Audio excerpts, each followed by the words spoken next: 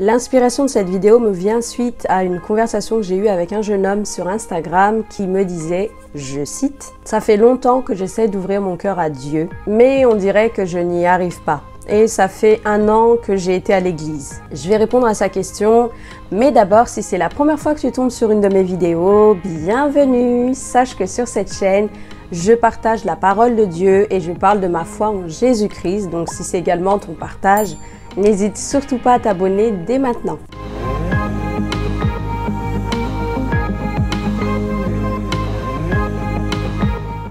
La première chose que le Seigneur m'a inspirée, c'est l'histoire du brigand ou du malfaiteur qui s'est retrouvé cloué à la croix en même temps que Jésus-Christ.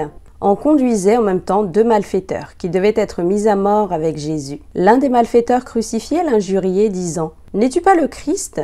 Sauve-toi toi-même et sauve-nous » Mais l'autre le reprenait et disait « Ne crains-tu pas Dieu ? Toi qui subis la même condamnation, pour nous c'est justice, car nous recevons ce qu'ont mérité nos crimes. Mais celui-ci n'a rien fait de mal. » Et il dit à Jésus, « Souviens-toi de moi quand tu viendras dans ton règne. » Jésus lui répondit, « Je te le dis en vérité, aujourd'hui tu seras avec moi dans le paradis. » Elle est là la seule condition au salut. La seule condition pour être sauvé, c'est ce qu'a fait ce brigand, ce malfaiteur. Elle n'est pas dans le fait d'aller à l'église, donc arrêtons de faire de la publicité de notre église. Invitons les gens à venir à Jésus-Christ et non à venir à notre église dans un objectif de croissance de l'église. Bien sûr que c'est bien d'aller à l'église. La Bible nous exhorte à la communion fraternelle pour notre développement, pour notre épanouissement spirituel. On peut également le faire parce qu'on n'est pas assez affermi pour accompagner ce potentiel nouveau converti. Faisons-le pour les bonnes raisons. Mais en tout cas, aller à l'église ne sauve pas. Ce qui ne sauve pas aussi, c'est le baptême d'eau. Souvent, toujours dans mes échanges sur Instagram, quand je pose la question si une personne est née de nouveau, une personne à qui je parle pour la première fois par exemple, elle me dit que non puisqu'elle n'a pas encore pris son baptême d'eau. J'ai fait une vidéo à ce sujet, mais sachez, on peut tout à fait naître de nouveau sans être passé par le baptême d'eau. On peut même être baptisé du Saint-Esprit avant le baptême d'eau. Et la troisième chose que je constate aussi, à la question « Depuis quand connais-tu le Seigneur ?» qui insinue aussi quelque part la nouvelle naissance, il y a 3 réponses récurrentes. Il y a « Depuis la naissance », depuis toujours puisque je suis née dans une famille chrétienne. Et ma réponse préférée, on a dû me la faire 3 ou 4 fois déjà, mon père est pasteur.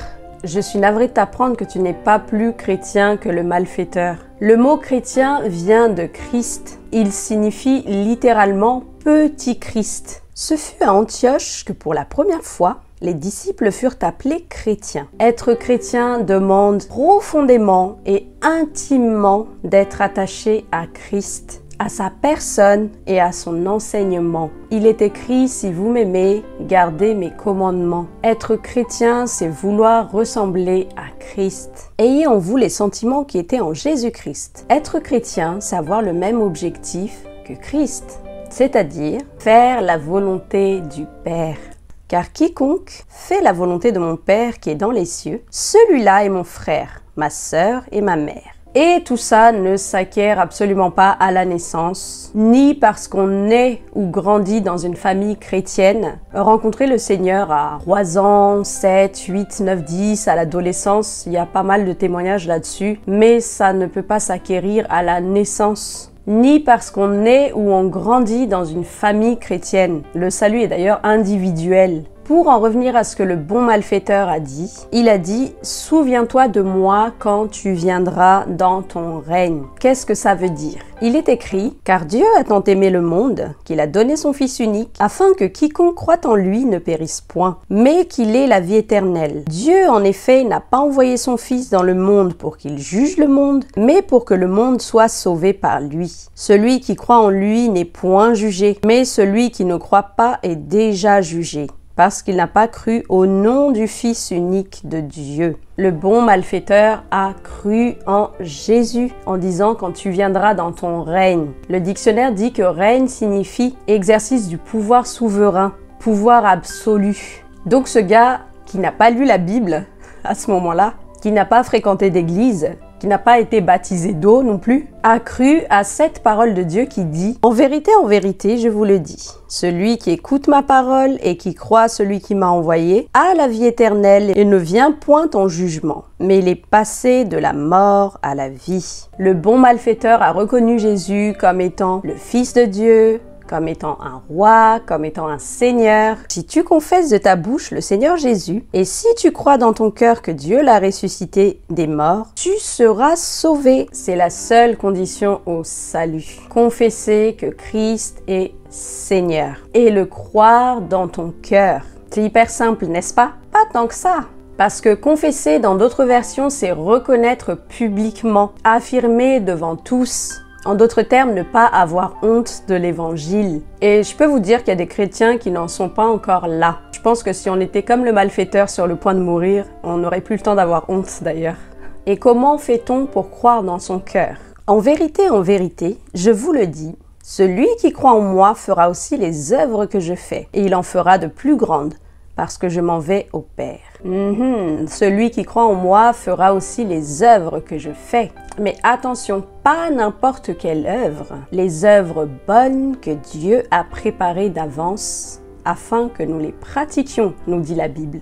Faut pas confondre avec la religion qui pratique des œuvres mortes et qui pense que nous sommes justifiés devant Dieu par les œuvres. Du tout! C'est la conséquence du salut. La foi en Christ doit produire des bonnes œuvres. Il y a beaucoup de personnes qui se disent chrétiens alors que leur vie et leur priorité démontrent le contraire. Prends l'exemple de la repentance. C'est une des premières choses que Dieu opère quand tu donnes ta vie à Christ. La Bible dit « Produisez donc du fruit digne de la repentance ». Et pourtant, il y a des gens qui vivent tranquillement avec de l'amertume. Il y en a qui refusent de pardonner. Sache qu'on reconnaît un arbre à son fruit. Ton mode de vie, ton système de pensée, ton attitude, tes actes démontrent si tu crois réellement en Jésus.